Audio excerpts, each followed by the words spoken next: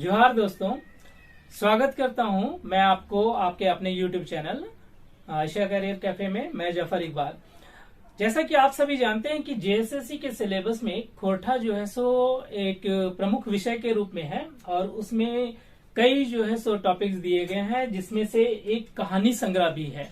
ठीक है, और उसकी जो प्रथम कहानी जो दी गई है वो है छाइहर, जैसा कि मैंने बोर्ड पर लिखा है। तो आज का हमारा जो टॉपिक है उसी कहानी संग्रह के पहले कहानी यानी छाइहर के बारे में है। ठीक है, तो चलिए बात करते हैं हम लोग छाइहर के बारे में। मैंने कोशिश की है इस कहानी से संबंधित जितने भी तथ्य है, जितने भी पॉइंट्स है, सबको इसमें समाहित करने का, ताकि इस कहानी से संबंधित किसी तरह के भी प्रश्न आए तो वो आपसे न छूटे। छाइहर, जैसा कि यहाँ पर मैंने बोर्ड पर लिखा है, थोड़ा छोटा लिखा है दोस्तों, जगह की कमी थी, आप जूम करके देख सकते हैं। छाइहर जिसके लेखक जो है चितरंजन महतो चित्रा जी हैं। यहाँ से भी एक प्रश्न हो सकता है कि चितरंजन महतो जी का उपनाम क्या है, तो चित्रा है। ठीक है, दूसरा बात करेंगे इस कहानी के प्रकार के बारे में। तो यह कहानी जो है सो कहानी गोच है। कहानी गोच कहने का अर्थ दोस्तों कहानी का संग्रह, कहानी संग्रह है, जिसमें 10 प्रमुख कहानियां दी गई है। जिसे बोर्ड पर मैंने लिखा है, पहला कहानी है छाइहर, दूसरा है बोनेक लोर, तीसरा हम कैसे जियब, चौथा बुबा एगो कहानी कही दे, पांचवा जो है गुरुजी फिकीर, छठा जो है सो समय कटवा तस्खेला, सातवां जो है सांस्कृतिक झगड़ा, आठवां जो है चोर डाकू और लुटेरा, नौवां जो है सो नावा जिम्मेदार, और 10वां जो है देवता के खाए गिले डाकिन। ये 10 प्रमुख जो है सो कहानी इस कहानी संग्रह में दिया गया है। आपको इसके बारे में भी जानना है कि हो सकता है कि ऐसा भी प्रश्न आ जाए कि इनमें से कौन जो है सो छाइहर कहानी में नहीं है, तो हमें पता होना चाहिए। ठीक है, तो ये है। नेक्स्ट हम बात करेंगे इस कहानी के प्रकाशन वर्ष की। तो इस कहानी का प्रकाशन वर्ष 2007 ईस्वी में हुआ था। याद रखिएगा, वर्ष 2007 ईस्वी में छाइहर कहानी का प्रकाशन हुआ। उसके बाद हम बात करेंगे इसमें स्थित प्रमुख पात्र के बारे में। प्रमुख पात्र में सबसे पहले बात करेंगे रोहन और मोहन की। रोहन और मोहन जो इस कहानी के मुख्य पात्र हैं, और इन्हीं दो व्यक्तियों के बीच में जो है सो इनके वार्तालाप के बीच में पूरी कहानी का ताना बाना जो है सो बुना गया है। लेखक ने पूरी कहानी को इनके वार्तालाप के बीच में ही जो है सो समाहित किया है। तो ये मुख्य पात्र के रूप में है। अगला है जो है जमींदार, जिसमें सूरज बाबू आते हैं। सूरज बाबू का पूरा नाम सूर्य नारायण चौधरी, और इनके पिताजी जो है वो बिरजू चौधरी हैं। इसके अलावा साहूकार की बात कर लें, साहूकार या फिर हम ये कर लें कि शराब बनाने वाला जो है वो है छगन साव, और एक अंत में जो प्रमुख किरदार के रूप में जो है सो वो है गुरुजी या शिक्षक, जिसका नाम देव नारायण चौधरी जी है। ठीक है, तो इस तरह से हमने पात्र की बात की यहाँ पर कि कौन कौन से पात्र इसमें हैं। छाइहर कहानी जो है सो बहुत सुंदर कहानी है दोस्तों। ठीक है, क्योंकि ग्रामीण परिवेश से संबंधित यह कहानी जो है सो वहाँ के मार्मिकता के बारे में इतना अच्छा प्रदर्शन जो है सो चितरंजन महतो जी ने किया है कि जिसकी कल्पना नहीं की जा सकती है।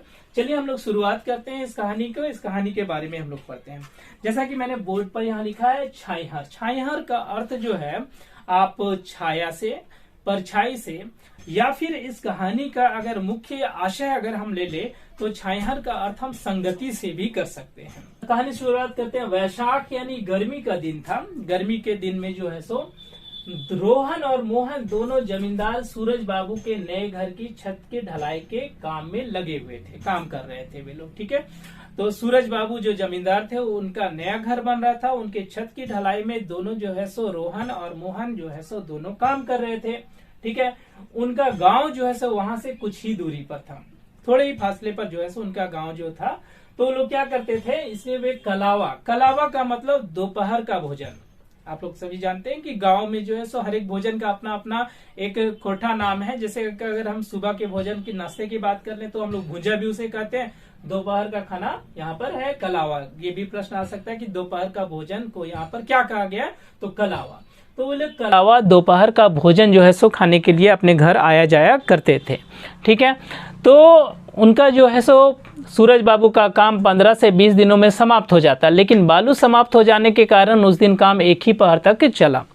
यानी सूरज बाबू जमींदार जो है सो उनका काम जो है सो मुश्किल से 15 से 20 दिन तक चलता, लेकिन सीमेंट छड़ सब कुछ था, बालू जो है सो ख़त्म हो गया था, जिसके चलते एक दिन जो है सो काम जो है सो उनका जो है सो एक पहर तक ही चला, यानी हाफ बेला तक चला। ठीक है, और वे लोग जो है सो यानी रोहन और मोहन जो है सो दोनों जो है सो भरी दोपहरी धूप में ही अपने घर बातचीत करते हुए निकल पड़े। यानी आधा बेला में उनका छुट्टी हो गया तो वे लोग जो है सो अपने घर की तरफ जो है सो दोपहर में ही जो है सो वे लोग जाने लगे, पूरा धूप में जाने लगे। अब धूप में जा रहे हैं ठीक है, चूँकि बहुत धूप था तो उन लोगों ने सोचा कि चलो थोड़ा सा कहीं पर पेड़ की छांव में जो है सो सुस्ता लिया जाए, यानी थोड़ा देर के लिए आराम कर लिया जाए। ठीक है, घर जाने के क्रम में वे थोड़ा सुस्ताने को पेड़ की छांव में रुके, और सुस्ताने के लिए सबसे पहले उन्होंने जो है सो सहारा लिया बड़े पेड़ों का। पहले तो उन्होंने बड़े पेड़ों यानी ताड़ और खजूर के छांव में बैठ गए, लेकिन हम लोग जानते हैं कि ताड़ और खजूर का पेड़ भले बड़ा होता है, लेकिन उसकी छांव जो है सो बिल्कुल छोटी होती है, जहाँ तहाँ होती है, जो हमें आराम दे ही नहीं सकती। वैसे ही यहाँ पर हुआ, रोहन और सोहन के तन और मन दोनों को जो है सो ताड़ और खजूर के पेड़ों ने जो है सो छाँव जो है सो उसको ज़रा भी उन्हें आराम नहीं पहुंचा। ठीक है, क्योंकि जो है सो उन पेड़ों की छाँव जो है क्षणिक थी, जो उन्हें आराम नहीं पहुंचा सकी, ना तन से और ना ही मन से। दूसरा कि गर्मी बहुत थी और गर्म हवा के थपेड़े चल रहे थे, तो ये लोग जो है सो वहाँ से तुरंत जो है सो वहाँ से आगे की ओर निकल गए। और आगे की ओर जैसे ही निकलते हैं तो आगे उन्हें जो है सो कुछ ही दूरी पर जो है सो छोटे छोटे पेड़, लेकिन पूरे जो है सो घनेदार पेड़ है ना मिलते हैं। जैसे कुछ दूर जाने पर उन्हें छोटे पेड़ों, यहाँ पर एक वर्ड लिखा हुआ है झबरल पेड़ों, झबरल पेड़ मतलब हो गया घने पेड़ जो है सो, छोटे पेड़ थे लेकिन घने, जैसे आम, जामुन, करंज, महुआ, पीपल वृक्ष, तेतर, इमली।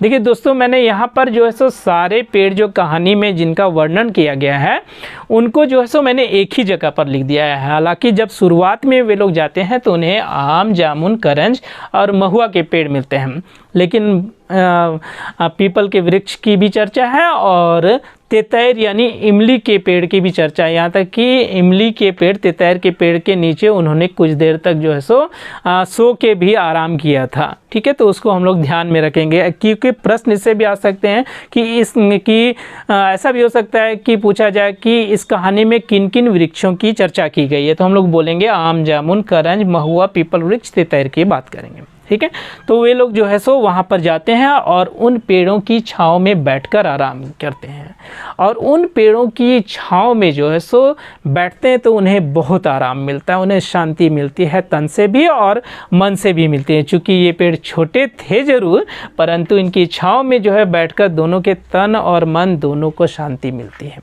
ठीक है, तो यहाँ तक बात हो गई।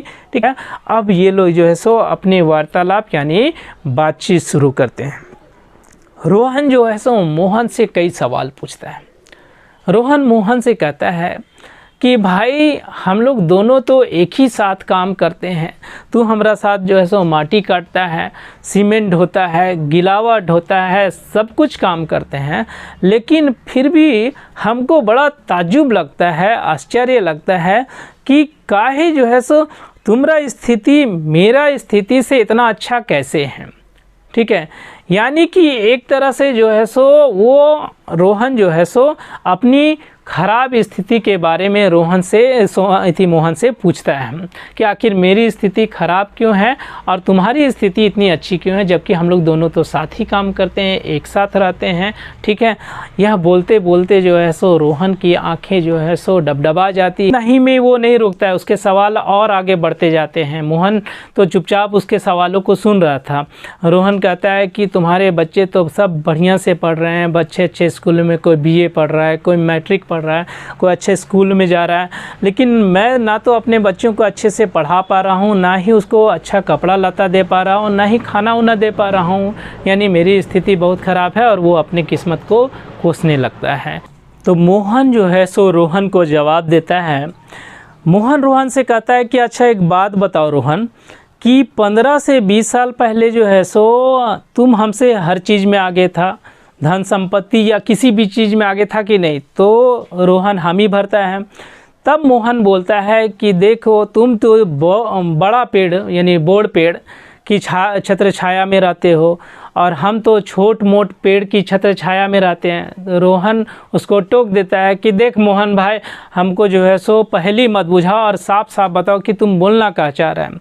मोहन बोलता है कि देखो तुम बड़ा पेड़ मतलब ज़मींदार की छत्र छाया में रहते हो और हम छोट मोट पेड़ तो रोहन बोलता है छोट मोट पेड़ कौन है? तो बोलता है कि छोट मोट पेड़ हमारे शिक्षक जो है, उस शिक्षक का नाम देव नारायण चौधरी, उसकी छाँव में रहता है और वही शिक्षक जो है सो हमको जो है सो अच्छी अच्छी बात बताया है, हमको इतना प्रेरणा दिया ज़िंदगी में जिसके चलते जो है सो हम इतना अधिक विकास किए हैं। ठीक है, उसी शिक्षक की प्रेरणा में हमारा नाती पोता सब जो है सो सीखा है, पला है, बढ़ा है क्या और अच्छा से सब काम कर रहा है। आज हम इतना उम्र होने के बावजूद जो है सो किसी काम में जो है सो हमारा जोश बरकरार रहता है, हम थकते जल्दी नहीं हैं, ना हम शराब पीते हैं, ना मेरा घर में कोई शराब पीता है। और मोहन ने अपने शिक्षक जो है सो देव नारायण चौधरी की तुलना जो है सो यहाँ पर नीम पेड़ की छाया से भी की है। ये भी एक बहुत महत्वपूर्ण प्रश्न है, क्वेश्चन आ सकता है कि मोहन ने अपने शिक्षक देव नारायण चौधरी की तुलना किस पेड़ की छाया से की? तो नीम पेड़ की छाया से की है।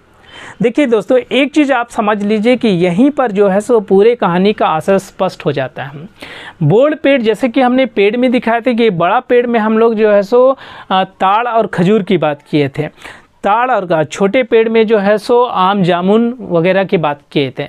बड़ा पेड़ जो है सो भले बड़ा है लेकिन जो है सो उसकी छाया बिल्कुल नहीं है, छत्र छाया जो है उसका छाया बिल्कुल नहीं होता है, जैसे जहाँ तहाँ होता है। यहाँ बड़ा पेड़ से आशय जो है सो ज़मींदार को बताया गया है, यानी एक तरह से खराब संगति को बताया गया है जिसमें छाया बिल्कुल ही नहीं है। ठीक है, और दूसरा छोटे पेड़ जो है सो आम जामुन करन जो है सो भले वो छोटे हैं लेकिन घने हैं, उनकी पेड़ की छाया में जो है सो तन मन सब जो है सो तृप्त हो जाता है, शांत हो जाता है। उसकी तुलना यहाँ पर शिक्षक से की गई है। ठीक है, शिक्षक देव नारायण चौधरी से की गई है, जिसके छाया में रहकर जो है सो मोहन जो है सो अपना घर परिवार का विकास करता है, जबकि रोहन का परिवार जो है सो भले वो ज़मींदार के पास काम कर रहा था लेकिन फिर भी उसकी आर्थिक स्थिति अच्छी नहीं थी।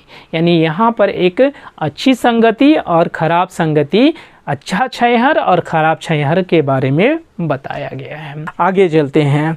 जब मोहन जो है सो रोहन से इस तरह बातें कर रहा था, वो बड़ी ही ध्यान से उनकी बातें सुन रहा था, तो रोहन को जो है सो मोहन की सारी बात समझ में आ गई और उसे समझ में आ गया कि आखिर उसकी इस बुरी स्थिति का कारण क्या है।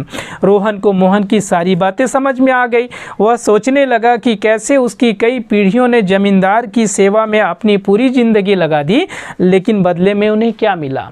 ठीक है, रोहन ने जो है सो क्या रोहन के बाप दादा, उसके पूरे परिवार ने जो है सो ज़मींदार के परिवार की सेवा की। किसी भी तरह का काम हो, चाहे पूजा के फूल लाना हो, नहाने का पानी हो, उसके बेटे को ट्रेन में छोड़ना हो या फिर दुकान से सामान लाना हो, सब तरह के काम में वो जो है सो जब बुलाता था तब हाजिर हो जाता था। बदले में क्या मिलता था?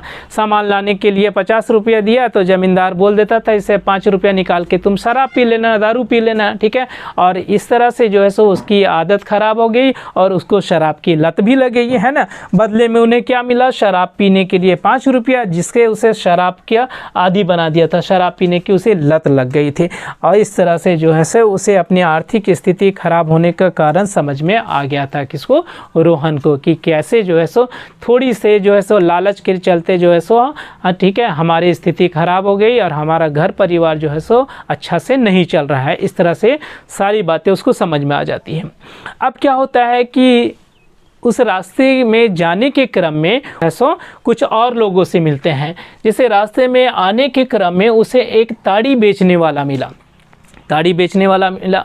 प्यास तो पहले से लगी थी, तो रोहन ने जैसे ही ताड़ी वाले को देखा, रोहन का तो आदत था कि दारू उरू पीने का पूरा था, तो उसने जैसे ही ताड़ी वाले को देखा तो उसने पूछा कि ओ ताड़ी वाला भैया, कुछ बचल खुचल हो कि नहीं हो? हाँ एकदम बचल है, कि ला पिलाओ जल्दी से जो है सो प्यास बुझा दे। हम लोग झटाझट जो है सो 2-3 गिलास जो है सो वो ताड़ी पी लेता है। लेकिन मोहन जो है सो उस ताड़ी वाले से ताड़ी नहीं बल्कि पीने के लिए पानी मांगता है कि भैया ताड़ी तो हम नहीं पिएंगे, पानी अगर है तो पिला दे। ताड़ी वाला भैया बोलता है कि थोड़ा ही पानी है। बोला कोई बात नहीं, वो उनको पानी दे देता है। बदले में मोहन जो है सो उस ताड़ी वाले भैया को पानी के बदले पैसा देना चाहता है, लेकिन ताड़ी वाला जो है सो पैसा नहीं लेता है।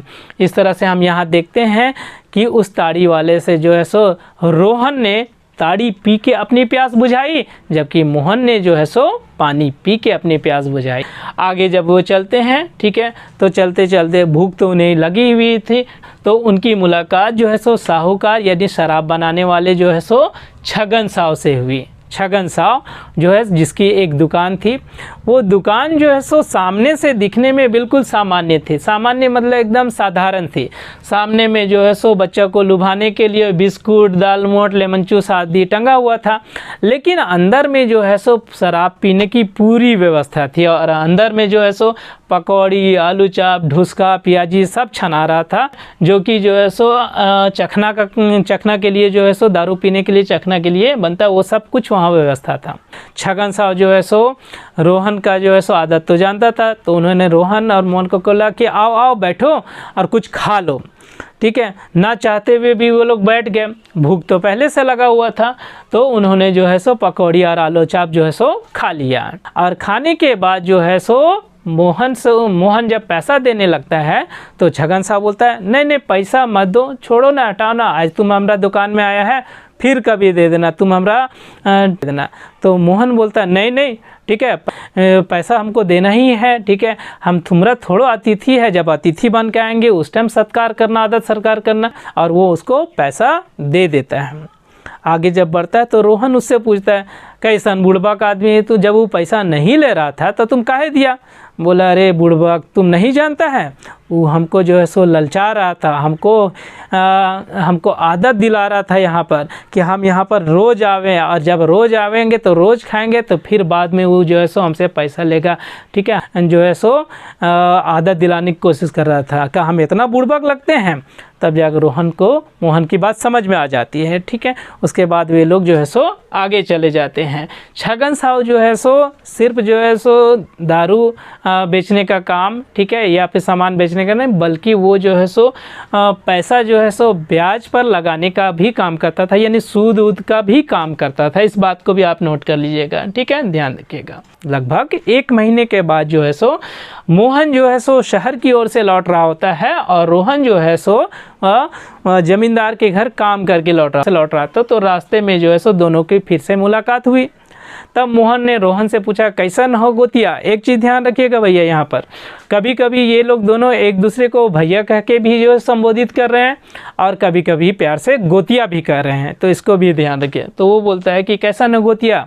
हाँ, रोहन को पूछते हैं मोहन, तो मोहन बोलता है एकदम ठीक है, काम में भी ठीक ठाक चल रहा है। ठीक है, और वो लोग बात करने लगते हैं। इसी बात करने के क्रम में रोहन जो है सो मोहन से बोलता है कि चलो आज हम तुम्हारा गुरुजी से मिलना चाहेंगे। तो मोहन बोलता है इसमें कोनो दिक्कत नहीं है, कोई दिक्कत नहीं है, चलो मिलते हैं। और मोहन जो है सो रोहन को जो है सो अपने शिक्षक, अपने गुरुजी जो है देवनारायण चौधरी जी के पास जो है सो ले आता है।